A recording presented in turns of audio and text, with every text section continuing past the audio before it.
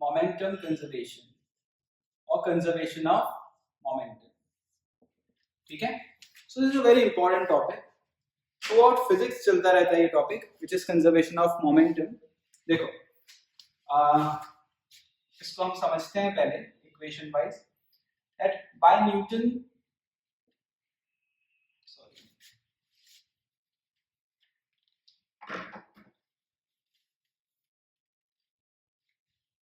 by Newton's second law, F is dp by dt. Force is directly proportional to rate of change of momentum. So F is dp by dt. आपको पता है, ठीक है. And this is nothing but an external force. Okay.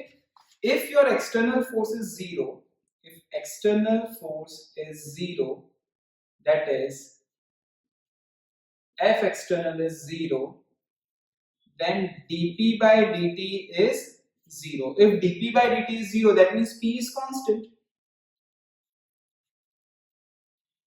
बराबर ना. Constant का differentiation क्या होता है? जीरो.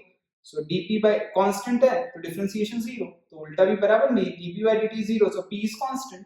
ठीक है, p is constant मतलब p चेंज नहीं होगा, means initial momentum equal to final momentum, means this is conservation of momentum. आप इसको ऐसा भी बता सकते हो, और by Newton second law F equal to delta p by delta t. This F is nothing but F external. If your F external is zero, then delta p by delta t is zero. Therefore, delta t into zero is zero. What is delta p? Final momentum minus initial momentum is zero. Therefore, final momentum equal to initial momentum. That means momentum is conserved if external force is zero. So whenever external force is zero, momentum is conserved. Now what is the meaning of this external force? सबसे ज्यादा important होता है ये समझना इसको, ठीक है ना. सबसे बेस्ट वे में तो 9th स्टैंडर्ड में समझाया गया है इसे. 11th में तो मैंने ये आपको जैसे डेरिवेशन इस वे में लिख सकते हो, इस वे में भी लिख सकते हो, ठीक है. इसको अपन थर्ड लॉ से, न्यूटन के थर्ड लॉ से समझ सकते हैं, ठीक है ना. जैसे देखो एग्जांपल वाइज समझे तो इसको एक जस्ट सिचुएशन देखते हैं. Suppose if this is ball 1, okay, this is ball 1 and this is ball 2. Either they move toward each other or they move away, means either they are moving in same direction or opposite direction. Suppose if they collide at time of collision क्या होगा? This is first ball, this is second ball. Okay, just at the time of collision दोनों contact में आएंगे. Okay, इसीलिए इसको जब जैसे ये कांटेक्ट में आएंगे तो देखो यहां पे एक लाइन ड्रॉ करूं, क्योंकि ये लाइन जो टेंजेंट दोनों बॉल के लिए होगा, दोनों बॉल की कर्व सरफेस के लिए टेंजेंट होगा ये लाइन. तो अब जहां पे वो कांटेक्ट है वहां पे न्यूटन थर्ड लॉ लगाता हूं मैं, बराबर. Action and reaction. ओके, ये फोर्स एक बॉल पे, दोनों पे मतलब मैग्नीट्यूड वाइज तो सेम ही फोर्स लगेंगे. Action and reaction are equal in magnitude, opposite in direction and act between two different body. So दोनों पे जो फोर्स लगेंगे उनका मैग्नीट्यूड कितना होगा? F होगा, ठीक है. अब समझना ध्यान से, ये अपन को पता है body at the time of collision upon snapshot देख रहे हैं, उस इंस्टेंट की बात कर रहे हैं जब दोनों बॉल कोलाइड हो रहे हैं, ठीक है ना. वो कैसे भी, या तो दोनों ऐसे जा रहे थे कोलाइड पे, या दोनों आमने सामने से कोलाइड पे, just eight the time of collision ऐसा हुआ सिचुएशन. अब कोई स्टूडेंट सोचेगा सर दोनों बॉल ऐसे आ रहे थे तो सिचुएशन अलग होगी, ऐसे जा रहे थे तो सिचुएशन अलग होगी. हाँ अलग होगी, उसको हम पढ़ेंगे इन चैप्टर 6 जिसका नाम है वर्क पावर एनर्जी, डिटेल में. लेकिन अभी कोलिजन वहीं पे पढ़ते हैं हम लोग, लेकिन अभी जस्ट अपन इसको न्यूटन लॉ के हिसाब से देखते हैं। देखो सुनना, eight the time of collision, ठीक है ना, जब बॉल कोलिजन में है, अगर मैं बॉल 1 की बात करूं, सो जैसे मैंने आपको बताया था, जब उस समय दोनों बॉल कांटेक्ट में है, they are at contact, contact में आ गए मतलब न्यूटन थर्ड लॉ लगाना है। न्यूटन थर्ड लॉ को सबसे बेस्ट एनालिसिस कैसे करते हैं, एरो लगा के, मैंने एरो लगा दिया देखो। अब अगर मैं सिर्फ फर्स्ट बॉल की बात करूं, फर्स्ट बॉल को, तो फर्स्ट बॉल को एक्सटर्नल फोर्स लगा, यस लगा, किसने लगाया, बॉल 2 ने। सो फर्स्ट बॉल को, अगर मैं फर्स्ट बॉल की बात करूं, एक्सटर्नल फोर्स बाय बॉल 2 कौन से डायरेक्शन में लगा, देखो इस बॉल पे, left direction, in left direction. और बॉल 2 की बात करूं तो external force by ball 1 in right direction. Ball 2 पे एक्सटर्नल फोर्स कहां लग रहा है, राइट डायरेक्शन में। समझ में आई बात आपको। सो बॉल 1 समझ में आया। अगर सिर्फ मैं बॉल 1 को स्टडी करता हूं तो एक्सटर्नल फोर्स लग रहा है लेफ्ट में, बॉल 2 को स्टडी करता हूं तो एक्सटर्नल फोर्स लग रहा है राइट में। Simple, by Newton third law. That's why जो मैंने एरो समझा है वो बेस्ट रिजल्ट आपको बताता है। क्लियर। सो यहाँ पे तो एक्सटर्नल फोर्स लग रहा है। अगर मैं सिर्फ बॉल 1 को पढ़ता हूँ तो एक्सटर्नल फोर्स लग रहा है, तो मोमेंटम कंजर्वेशन का केस नहीं हुआ।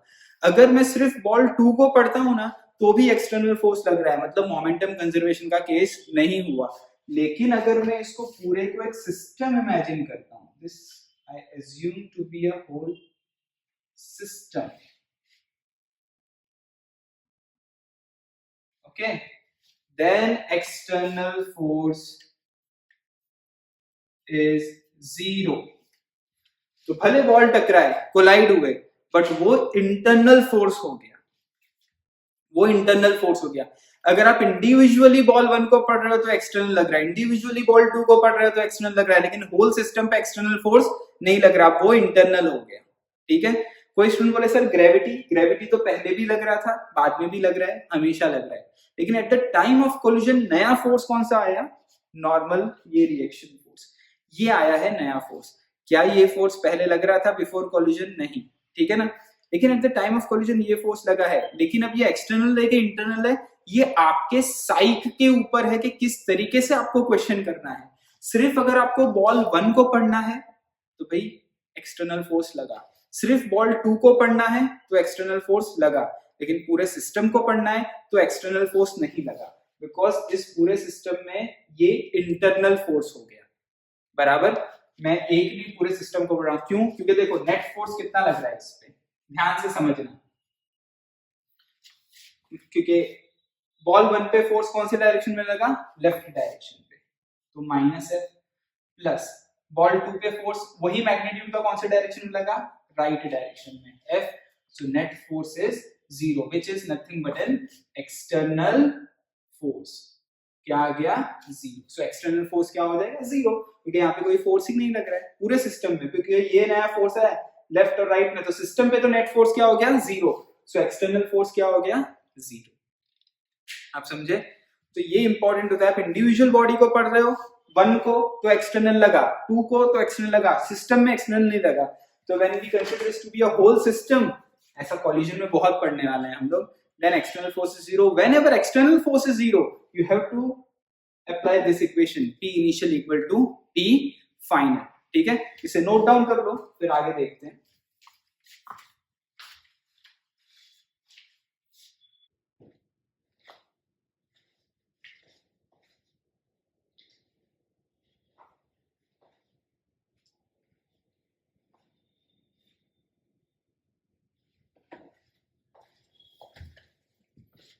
ओके, सो अब अपन इसका एक दो एग्जांपल देखते हैं। देखो मोमेंटम कंजर्वेशन के, मतलब इसी के अंदर देखते हैं एग्जांपल्स। आप लोग सब स्टूडेंट्स शीट कलेक्ट कर लेना, क्वेश्चन करना, अभी मैं आपको बताऊंगा कब स्टार्ट करना है। ठीक है ना। सो आप क्वेश्चन करना, उसके बाद जस्ट इस टॉपिक के बाद आप थोड़ा क्वेश्चन ट्राई कर सकते हो, मैं आपको बताऊंगा, लेकिन अभी तो आप थोड़ा थियरी लर्न करो, फिर ही क्वेश्चन स्टार्ट करना है। कुछ कुछ क्वेश्चन तो आपसे हो जाएंगे, ठीक है। नाउ देखो एक एग्जांपल देखते हैं। सबसे best recoil velocity of gun, तो ये 9th में भी पढ़ा है आपने, तो मैं एक छोटा सा एग्जांपल वेक्टर फॉर्म में लिख देता हूँ। खासकर जो कंजर्वेशन ऑफ मोमेंटम के इन सब के क्वेश्चन है, ये कोलिजन में सेंटर ऑफ मास में ज्यादा आते हैं, लेकिन फिर भी यहाँ पे जिस लेवल पे अपन देखते हैं, देखो ध्यान देना। Suppose if this is gun,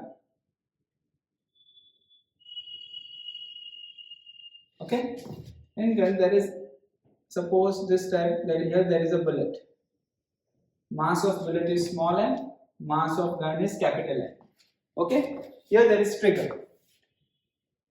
जैसे आप ट्रिगर को अप्लाई, मींस ट्रिगर दबाने में कोई फोर्स की रिक्वायरमेंट नहीं होती। सपोज एक सिंपल सा गन का कंस्ट्रक्शन देखें, तो एक स्ट्रिंग होगी, सॉरी एक स्प्रिंग होगा, कंप्रेस्ड स्प्रिंग होगा, और जैसे आप ट्रिगर दबाओगे तो वो स्प्रिंग और बुलेट के बीच का गैप हट जाएगा, मतलब वो स्लाइड हो जाएगा, स्प्रिंग इलोंगेट होगी फास्ट में और बुलेट बाहर आएगा। Simple construction, bullet will move out with velocity v।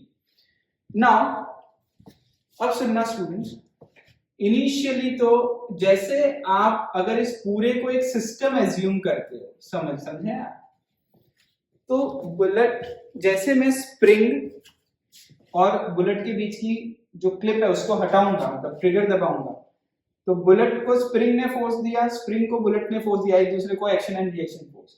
तो अगर मैं इंडिविजुअल बुलेट की बात करूं तो spring is connected to gun, तो गन ने बुलेट को फोर्स दिया और बुलेट ने गन को फोर्स दिया, तो मोमेंटम कंजर्वेशन नहीं होगा। लेकिन अगर मैं पूरे सिस्टम की बात करूं तो एक्सटर्नल तो फोर्स ही नहीं दिया, आपने तो सिर्फ ट्रिगर दबाया, ट्रिगर दबाना मतलब आपने क्लिप हटाया, तो उसको एक्सटर्नल फोर्स काउंट नहीं करते। तो अगर पूरा सिस्टम की बात करूं तो momentum is conserved, momentum is conserved, as momentum is conserved, so initial momentum is equal to final momentum, ठीक है। जैसे आपने ट्रिगर दबाया तो क्या होगा, ये जो गन है यहां से बुलेट बाहर आएगा, मास of bullet is m, velocity is u, mass of gun is capital M, यहाँ पे ये स्प्रिंग तो इलोंगेट हो गया होगा, ये ट्रिगर, ठीक है। So what is the initial momentum? 0, because bullet और गन दोनों रेस्ट पे हैं। What is final momentum? Mass of gun, velocity of gun, plus mass of bullet और velocity of bullet. Suppose this direction में velocity गया तो u, और vector wise में लिखूं तो I cap, suppose for example. So what is the, we have to find out the recoil velocity of gun. So what is the velocity of gun? V comes out to be with negative sign mu I cap upon m. So this is recoil velocity of gun. समझ में आई बात आपको? Clear?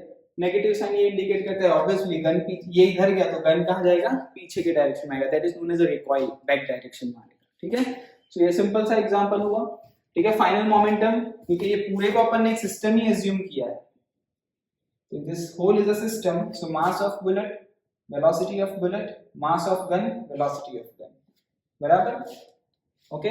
मैं यहाँ पे एक step अगर आपको और भी लिखना है तो ध्यान रखना, लिख सकते हो इनिशियल इज 0, फिर इनिशियल मोमेंटम क्यों 0? क्योंकि initially system is at rest, finally mass of gun, velocity of gun plus mass of bullet, final. इसको ऐसा भी एक स्टेप में लिख देता हूं आपके लिए easy. Initial momentum is mass of gun, velocity of gun initial, plus mass of bullet, velocity of bullet initial.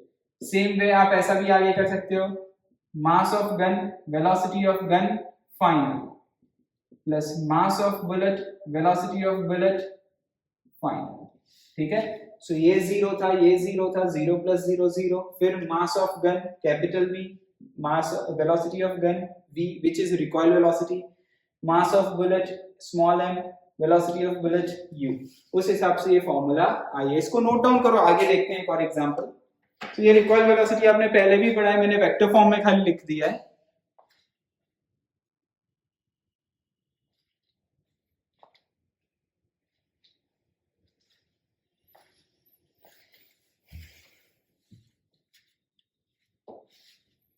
ठीक है, आप इसे वीडियो पॉज करके लिख सकते हो।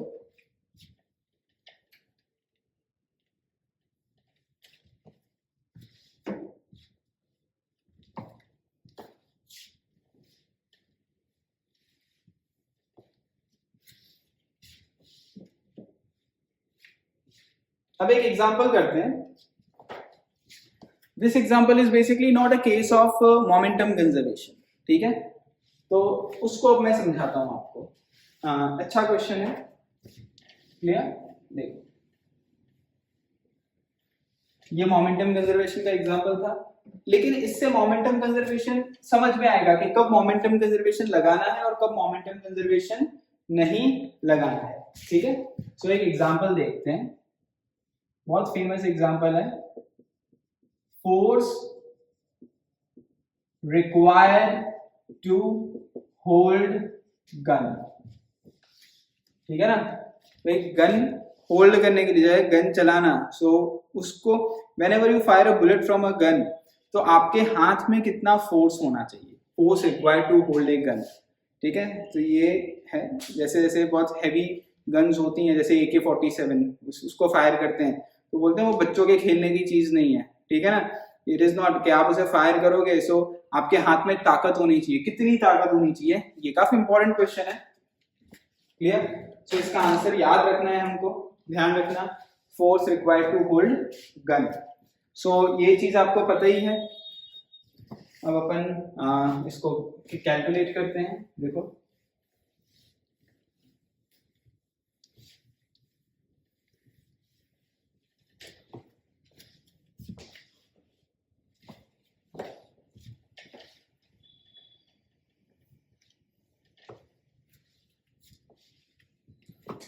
now in this example,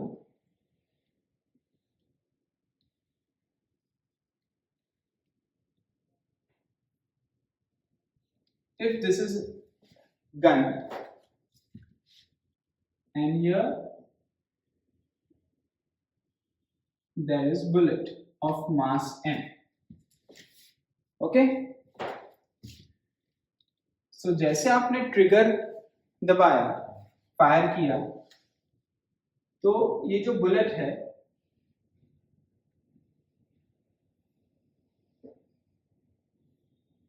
this bullet of mass n comes out with the velocity of u. U is the velocity of this bullet and small m is the mass of bullet, clear? So अब सुनना ध्यान से,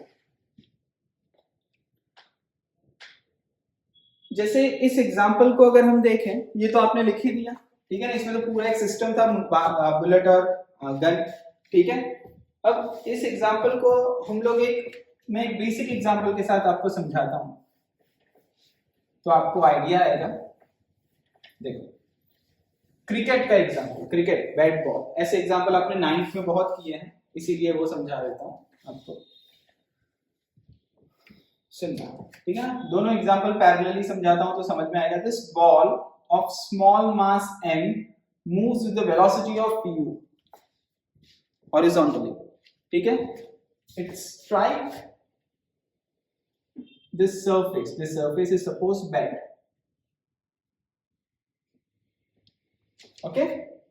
bat motion नहीं कर रहा, bat ऐसे ही है, बस अपन ऐसे बैट लेके खड़े हैं, बॉल आया टकराया, ठीक है। So at the time of collision, देखो ये बॉल यहाँ पे कोलाइड हुआ बैट के साथ। सो अब यहाँ पे मैं न्यूटन थर्ड लॉ लगाऊंगा, एक्शन एंड रिएक्शन, ओके। और फिर क्या होगा, बॉल वापस कोलाइड होके, बैट को तो अपन ने होल्ड करके रखा है तो कुछ नहीं हुआ, लेकिन बॉल क्या हुआ, वापस से रिबाउंड कर गया। सपोज सेम u वेलोसिटी से। ऐसे टाइप के कॉलिजन को बोलते हैं इलास्टिक कॉलिजन, ठीक है। फॉर एग्जांपल वो उसी वेलोसिटी से चला गया जिस वेलोसिटी से वो आया था। सुनना ध्यान से।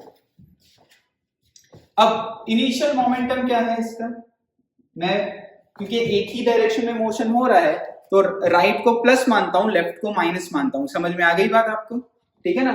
Sign convention wise right plus है, लेफ्ट माइनस है, क्लियर। इनिशियल मोमेंटम बॉल का क्या है, बॉल की बात कर रहा हूं मैं, बॉल के लिए लिख रहा हूं आंसर सब।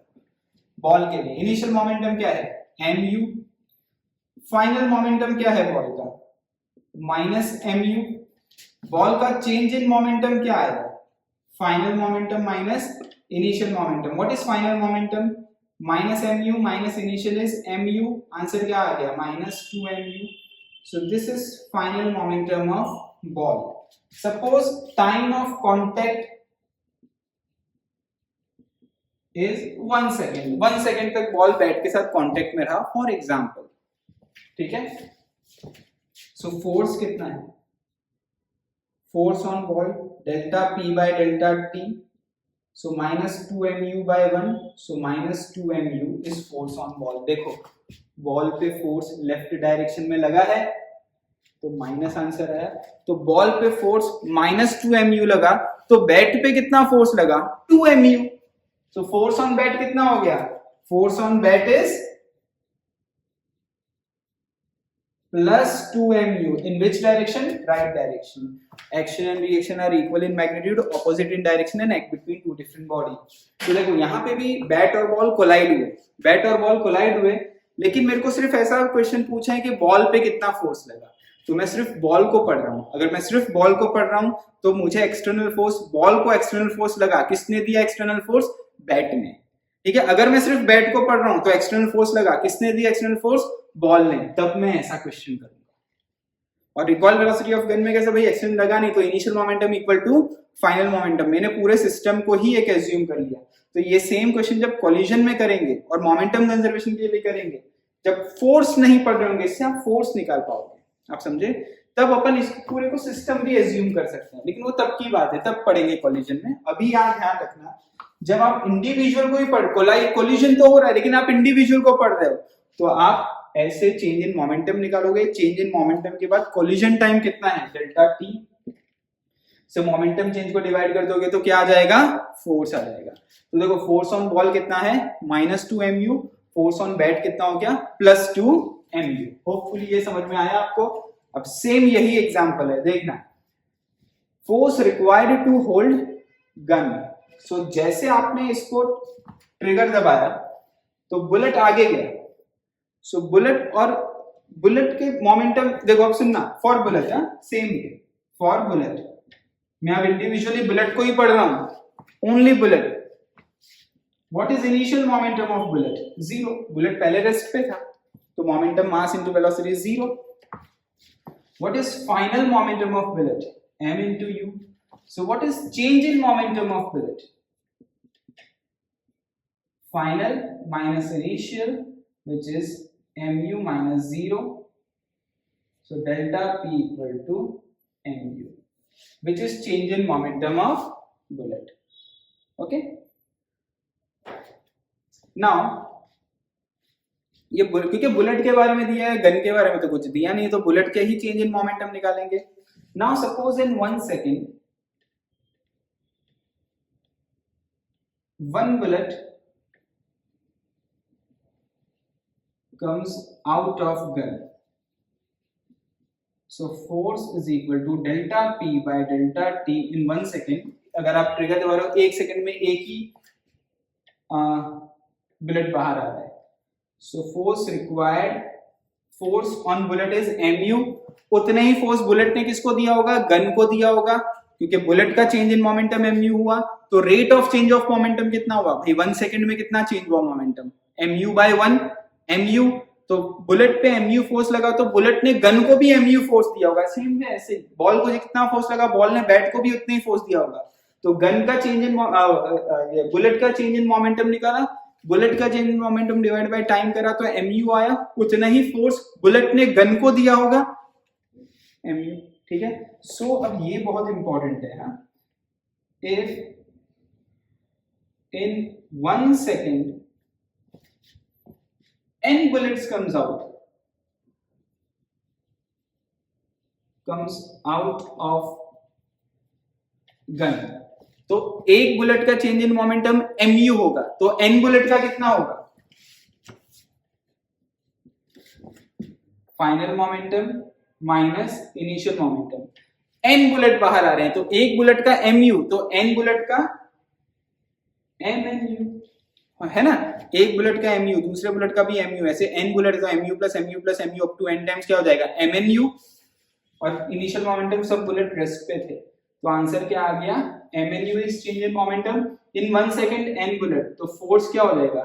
Delta p by delta t, change in momentum कितना है? mnu, time is 1 second, so force required to hold a gun is mnu in 1 second.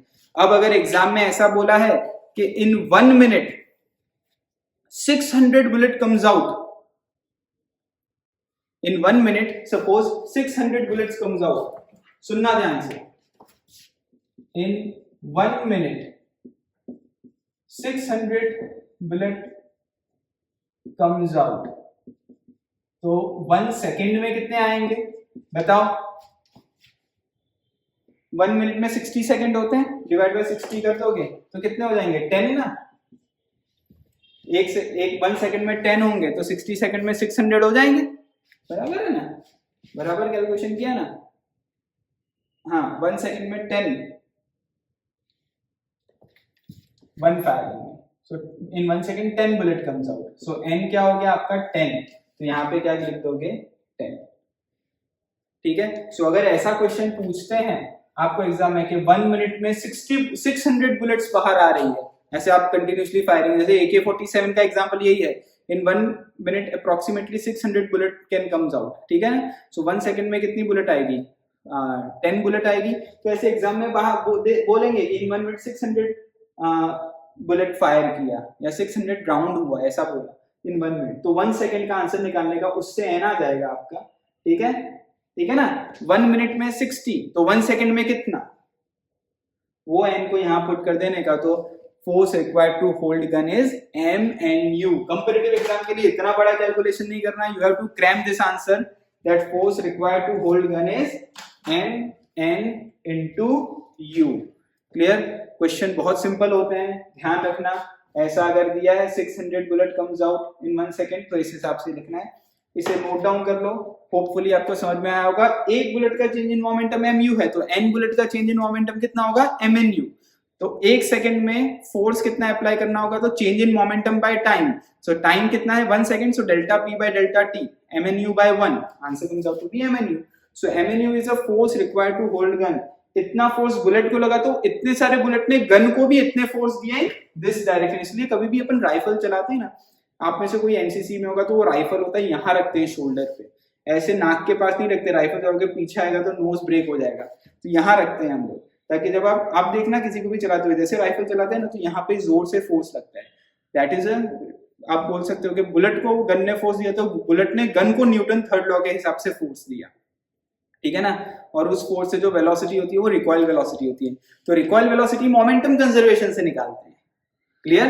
लेकिन अगर force required to hold gun है तो ऐसे निकालोगे, क्योंकि आपको फाइनल वेलोसिटी ऑफ बुलेट पता है, इनिशियल वेलोसिटी ऑफ बुलेट पता है, तो चेंज इन मोमेंटम पता चल जाएगा, डिवाइड बाय टाइम करोगे तो फोर्स ऑन बुलेट पता चल जाएगा, तो न्यूटन थर्ड लॉ से जितना बुलेट पे फोर्स था उतना ही फोर्स बुलेट ने गन को दिया होगा, mnu in 1 second। ध्यान रखना, force in 1 second is mnu to hold gun, ठीक है ना? इसे नोट डाउन करो।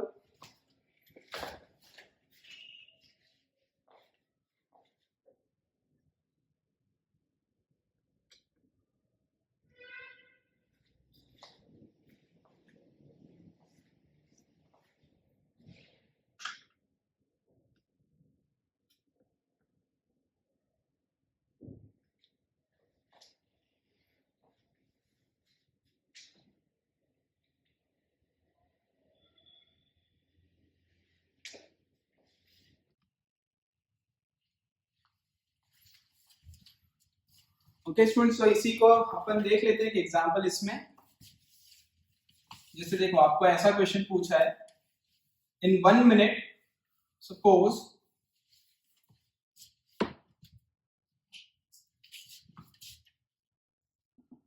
in 1 minute 60 bullet comes out of gun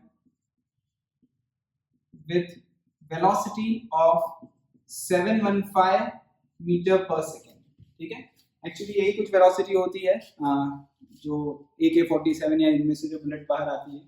comes out of gun with the velocity of 715 metre पर सेकेंड. ओके, इन 1 minute 60 की जगह 600. अभी यही जो एग्जांपल है. ठीक है, मास of bullet is suppose 0.7 gram. Find force required to hold gun. ठीक है, so कैसे करेंगे?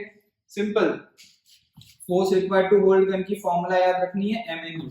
M is ये, क्योंकि इतना ये फोर्स किस पे लग रहे होंगे? बुलेट पे, तो बुलेट भी उतना ही फोर्स देगा. मैग्नीट्यूड वाइज MNU ही आंसर है. ठीक है ना, ये अपन ने change in momentum by time bullet के लिए निकाला है. तो बुलेट को राइट डायरेक्शन में फोर्स लगा है, तो गन को लेफ्ट डायरेक्शन में माइनस हो जाएगा. ठीक है ना, लेकिन एग्जाम में तो फोर्स ही पूछते हैं, मैग्नीट्यूड वाइज ही पूछते हैं, तो इसलिए MNU लिख देने का. सो 0.7 into 10⁻³ MKS में लिखेंगे तो kg. n कितना हो जाएगा? 1 मिनट में 60 बुलेट्स. ठीक है, सो 1 सेकंड में कितने आएंगे बाहर? सॉरी, 1 मिनट में 600 बुलेट, तो 1 सेकंड में मतलब 60 सेकंड में 600, तो 1 सेकंड में 600 by 60, 10. n is 10 into u is 715. ठीक है ना, this answer comes out to be approximately 5 Newton अगर आप कैलकुलेट करोगे तो.